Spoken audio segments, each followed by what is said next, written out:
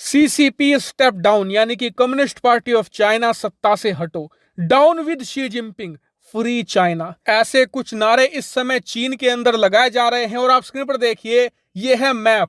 इस मैप में ये बताया गया है कि कहां कहां इस समय चीन में प्रदर्शन हो रहे हैं और आप खुद देख सकते हैं चीन का ऐसा कोई हिस्सा नहीं है जहां पर प्रोटेस्ट ना हो रहे हों।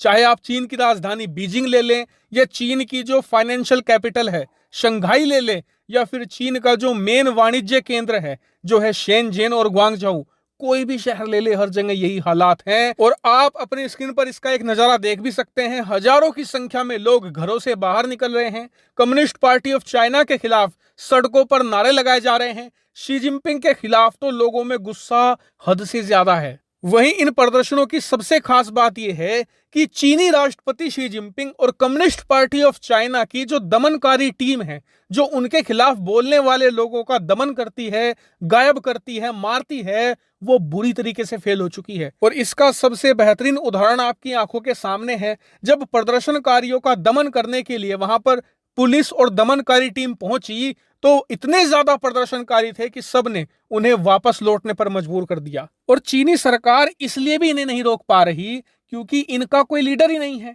ना ही कोई इन्हें बता रहा है कि भाई ऐसे प्रोटेस्ट करो, ऐसे सड़कों पर उतरो। ये तो आम जनता है जो अपने परिवार के साथ घरों से बाहर निकल आई है कि हम सरकार से तंग आ चुके हैं, इन्होंने हमारा जीवन नरक बना दिया है, ये लोग हमें मारने पर तुले हुए हैं। खास करके चीन के राष्ट्रपति शी जिनपिंग, ऐसे में इनके जाने का वक्त आ चुका है। हालांकि आप कहेंगे कि यार अब से एक हफ्ता पहले तक तो ये प्रोटेस्ट छोटे मोटे ही हो रहे थे, एक दो फैक्ट्री में हुए थे, अचानक से पूरा देश क्यों बाहर निकल आया है? तो इसका सबसे बड़ा कारण है हाल ही में हुआ एक बहुत बड़ा कांड। दरअसल अब से 2-3 दिन पहले चीन में एक ही परिवार के 10 लोग एक साथ जलकर मर गए।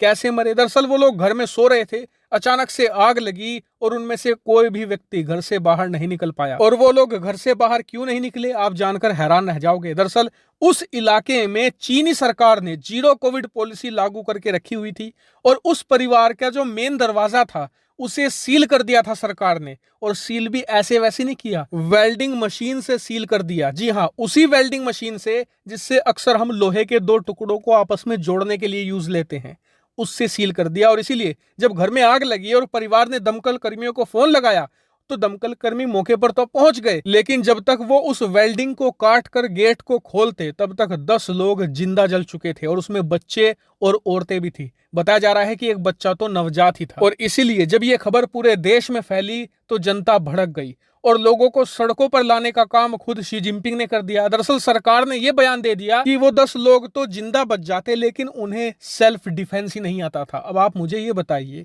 कि आग से बचने का कौन सा सेल्फ डिफेंस होता है जब आपका घर का दरवाजा वेल्ड से सील कर दिया गया हो। और इसीलिए जनता और भड़क गई कि ये सरकार तो हमें जिंदा जलाने पर तुली हुई है, इन्हें हमारे जीवन मरण से कोई मतलब नहीं है। इसलिए वो सड़कों पर उतर आए हैं और आज ये हालात चीन में बन चुके हैं। और इसीलिए बताया जा रहा है कि इस समय चीन में जो प्रदर्शन हो रहे हैं ये आज तक के चीनी इतिहास में सबसे बड़े हैं, क्योंकि जो तियानमेन स्क्वायर के प्रदर्शन हुए थे अब से 30 साल पहले, वो चीन की राजधानी बीजिंग को ही केंद्र में रखकर किए गए थे। लेकिन ये तो राष्ट्रव्यापी प्रदर्शन हो रहे हैं, कोई भी ऐसा हिस्सा, शहर, राज्य, कस्बा नहीं बचा है। लेकिन अब देखने वाली बात यह है कि शी जिनपिंग इसे कैसे हैंडल करेंगे, क्योंकि अगर वो प्रदर्शनकारियों की बात मानकर जीरो कोविड पॉलिसी बर्खास्त कर देते हैं तो फिर उनके इस्तीफे की मांग और तेज हो जाएगी। दूसरा, अगर वो इस प्रदर्शन को क्रैकडाउन के जरिए यानी कि बहुत ही ज्यादा दमन के साथ हैंडल करते हैं, लोगों को मारते हैं, गायब करते हैं, लाठीचार्ज करते हैं,